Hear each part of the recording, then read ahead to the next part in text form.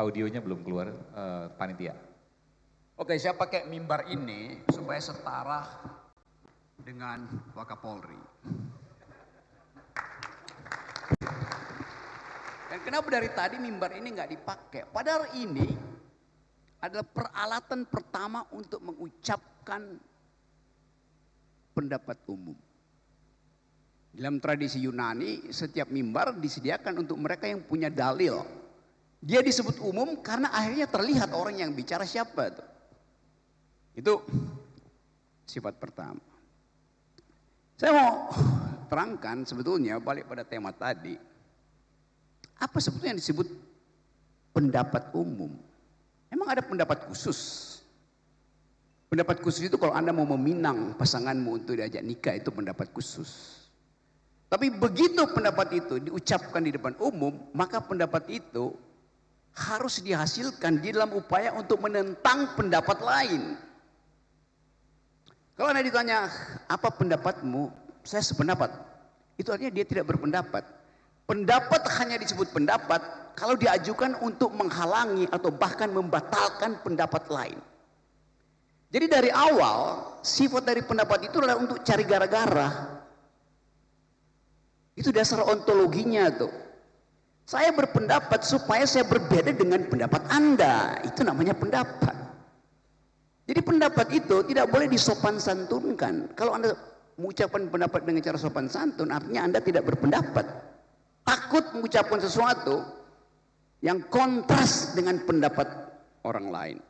Saya tadi sebut istilah kontras. Ada teman kontras tadi. Kalau Anda perhatikan misalnya, kata kontras itu artinya tidak sependapat. Namanya kontras. Tapi kontras itu huruf terakhir dari S itu huruf besar.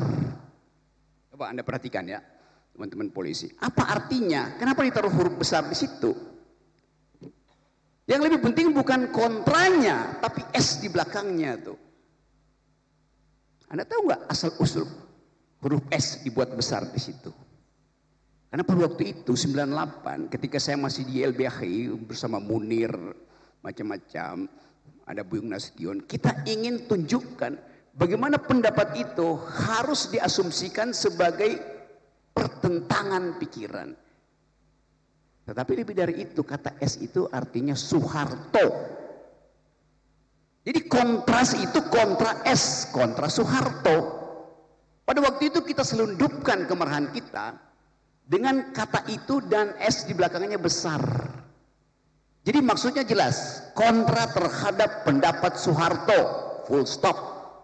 Gak ada keraguan kita katakan waktu itu. Kenapa? Karena moralnya ada pada kita, pada masyarakat sipil.